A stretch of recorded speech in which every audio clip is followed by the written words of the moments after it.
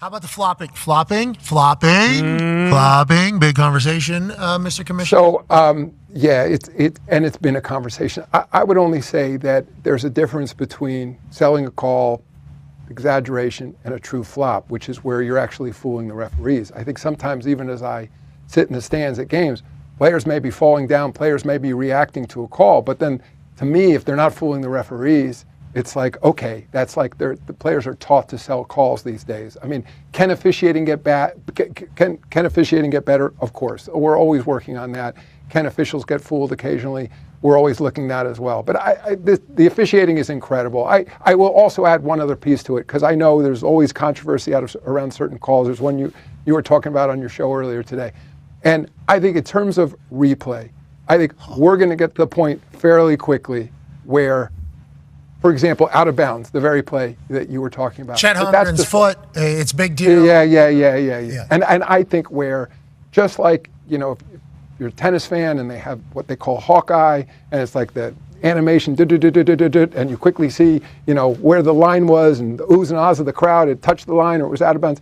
We're going to move to a system like that where that whole category of calls will be automatic, where, it's going to be, Laker ball, Nick ball, whatever it is, Thunder ball, those calls will be done by an AI automated system with cameras lined around the court, and it'll take all of those so-called objective calls out of the hands of the referees. It'll be instantaneous, it'll be automatic, just play on, let's go, Spurs inbound, and you'll move on. You won't have to deal with challenges on those calls, but it will also now allow the officials on the more difficult subjective calls to give their full attention to those, where, because there's often contact on every play, it doesn't mean there's a foul, and they're trying to measure sort of whether that contact is impeding the player, how hard that contact is. It's something that can't just be done on camera. They're actually feeling the contact because they're there on the floor with the players. So anyway, I think there is a technology will really be helpful here. Okay, so it sounds like...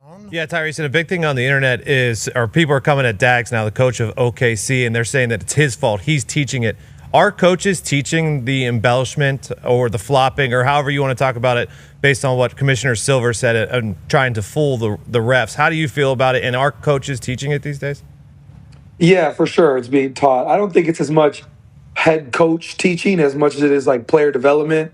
Even before you get to the NBA, it's just something that you kind of work on by nature. I think the best scorers are the best, usually the guys who get to the free throw line the most. So it's definitely something they work on. Even in pickup, they're working on how they can draw fouls, things like that. Like, I think that's a part of the game. I think he made a great point about embellishing calls versus, fooling a referee, because I am under the impression, obviously you guys are NFL guys, but I think we have the best officials in sports. Like, I believe that, especially when you go play like in the Olympics or in FIBA or something, you're like, damn, like every time I go do that, I get back, I go to the rest, like, hey, I missed you guys. You guys are awesome. So I think they're really good at what they do, the refs are. So I think more times than not, there's embellishing going on, more so than just falling over out of nowhere. But does it happen? Of course it happens, and it's talked about, no question. Yeah, I don't love to hear